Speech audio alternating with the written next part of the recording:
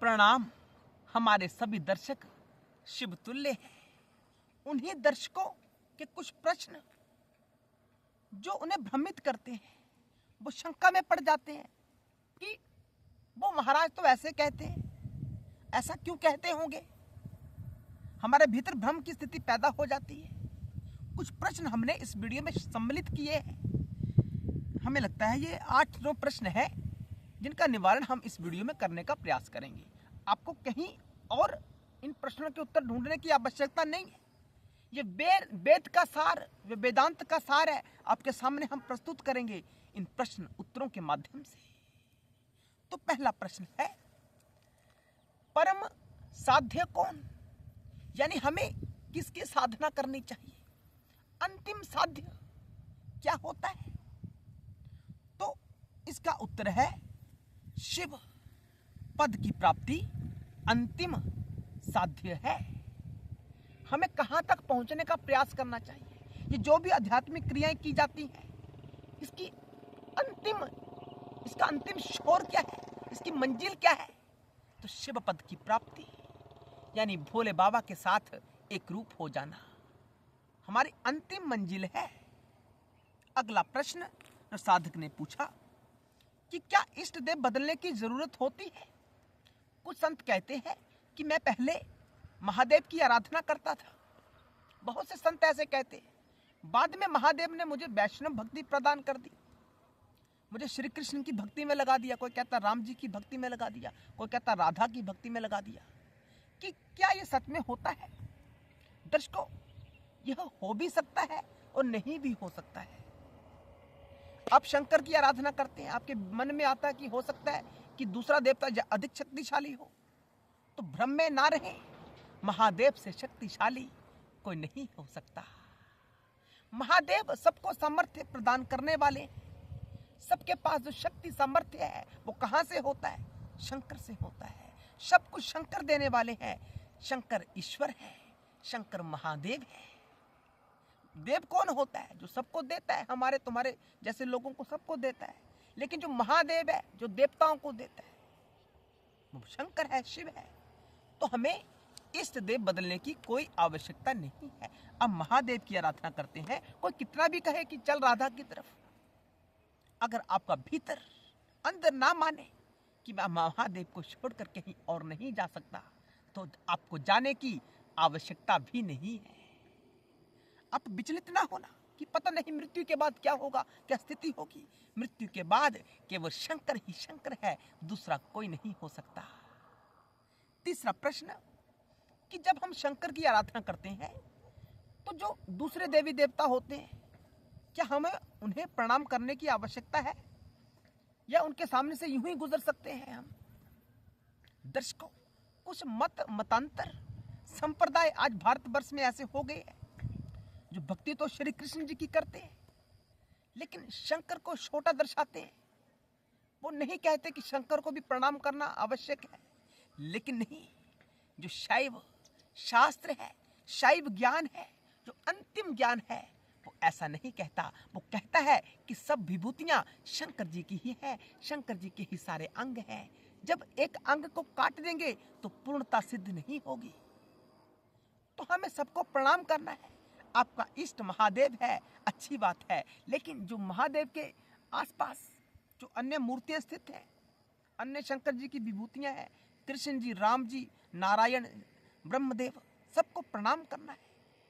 सबको प्रणाम करेंगे तो हमने शिव को प्रणाम किया, कोई भेद नहीं है। नहीं भी कर पाओ प्रणाम तो कोई गलत बात नहीं है। जब शंकर की आराधना हम पूर्ण कर देते हैं ना, शंकर की आराधना करते हैं, तो अन्य देवी देवता स्वतः ही संतुष्ट हो जाते हैं। मैं आपसे पूछता हूँ, आपको प्रणाम नहीं किया और आपके माता पिता को प्रणाम कर दिया, क्या आपके भीतर प्रसन्नता उत्पन्न नहीं होगी? अवश्य होगी। आपके माँ बाप को प्रणाम किया, आपको प्रणाम किया, एक ही बात है, बच्चा उसमें ही संतुष्ट हो जाता है। उसी प्रकार सब शंकर की अभिव्यक्तियां हैं, शंकर का ही स्वरूप है। सब देवी देवता शिवात्मक हैं, यानी शिव ही है, शिव से दूसरा कोई दूसरा नहीं है। इसलिए महादेव की भक्ति करते हो तो प्रणाम तो अवश्य करें, ना भी प्रणाम हो तो कोई बुरी बात नहीं है।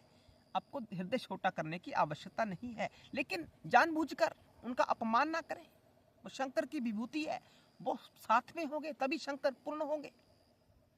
अब राम को बाहर निकाल दोगे तो मर्यादा को बाहर निकाल दिया, पूर्णता नहीं प्राप्त होगी। तो प्रणाम सबको करें। हम शंकर जी के बच्चे हैं ना, शंकर जी सबका सम्मान करते हैं, समदृष्टि से सबको देखते हैं। तीसरी आंख इसी बात का तो सूचक है शंकर जी की। अगला प्रश्न कि क्या शिव केवल वैष्णव भक्ति प्रदान करते हैं? जैसे बाबा लोग कहते हैं कि पहले महादेव की आराधना की, उन्होंने राधा के पास भेज दिया। नहीं, ऐसा नहीं है।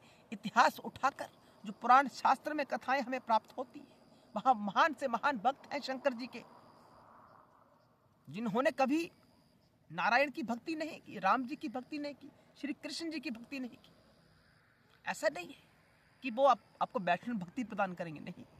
शिव सब कुछ कर सकते हैं, वैष्णव भक्ति प्रदान कर भी सकते हैं। और अगर आप शंकर जी की आराधना करते हैं तो आपको कोई जरूरत भी नहीं है किसी अन्य देवता की आराधना करने की। प्रणाम सबको करना है, सम्मान सबका करना है।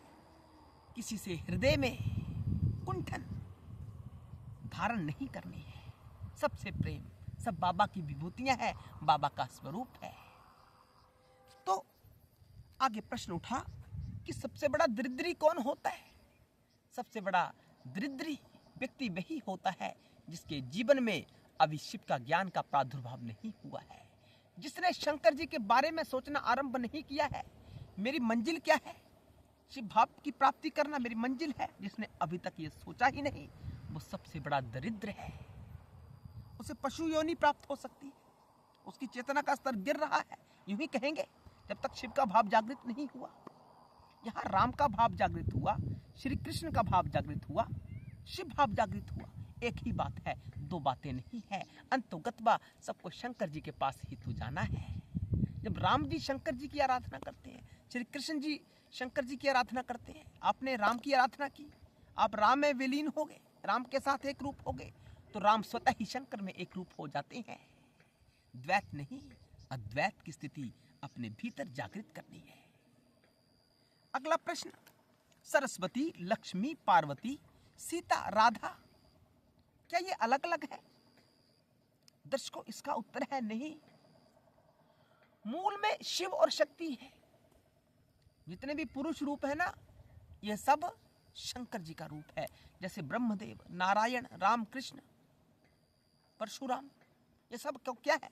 ये सब शंकर का रूप है। हम सब क्या है? शंकर जी का ही रूप है। हम भूले हुए, इतना भेद है बस। और उसी प्रकार सरस्वती, लक्ष्मी, सीता, राधा, ये सब उसी शक्ति का रूप है जो शिव की शक्ति है।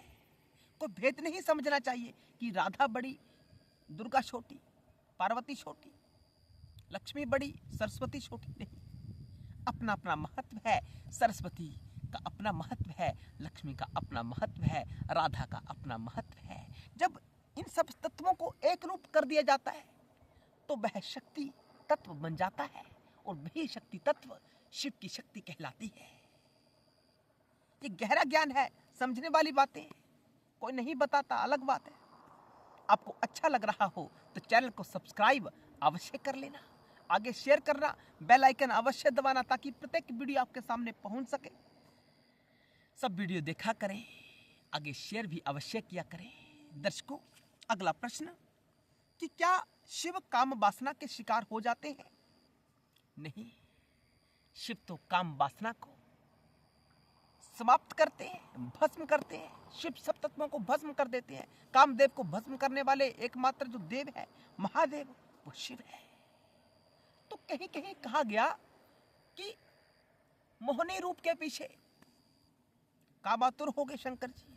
इसकी तात्विक विवेचना कुछ और होती है, हम किसी वीडियो में समझाएंगे आपको। ये वीडियो लंबा हो सकता है, बड़ा गहराई वाला विषय है, काफी दर्शकों ने प्रश्न पूछा भी है, तो हम इसके ऊपर अलग से एक वीडियो का निर्माण करेंगे कि क्यों मोहनी रूप के ऊपर वो कामातुर हो दर्शाया गया, उनको हम बताएंगे आपको। अगला प्रश्न कि क्या महादेव किसी की भक्ति करते हैं? करते हैं तो क्या आवश्यकता है? दर्शकों, शिव महापुराण का वचन है जिसमें महादेव ने स्वयं कहा कि मैं किसी की भक्ति नहीं करता, मैं अपने स्वयं के स्वरूप का ध्यान करता हूं, अपने स्वरूप में स्थित रहता हूं। यानी शंकर किसी का ध्यान नहीं करते। तो महाराज जो कहा जाता है कि राम का ध्यान करते हैं, कृष्ण का ध्यान करते, क्या अर्थ है? ये प्रेम की बात है। जब आप किसी दूसरे व्यक्ति से प्रेम करते हैं ना, तो आपका ध्यान वो व्यक्ति हो जाता है। बात समझना, आपको किसी से प्रेम हो गया तो आपका सारा ध्यान कहाँ केंद्रित होता है? उसके ऊपर। तो आपका ध्यान वो हो जाता है। उस दृष्टिकोण से कहा जाता है कि शंकर ध्यान करते हैं, महादेव ध्यान करते हैं राम जी का और श्री कृष्ण जी का। ये अर्थ होता है इसका। इसका अर्थ ये नहीं कि वो उनकी माला का जाप करते हैं, उनके नाम का नहीं। नाम जपने का यहाँ अर्थ है कि वो तत्व अति प्रिय है शंकर जी को। एक ऐसा तत्व जो पृथ्वी के ऊपर अवतरित हुआ, नारायण का स्वरूप, शंकर जी को वो बहुत प्रिय है। शंकर जी उसके पीछे पीछे उसका दर्शन करने के लिए भागते हैं। ये प्रेम की बातें होती हैं, इसमें छोटा या बड़ा नहीं होता। हर हर महादेव, जय शिव शंकर।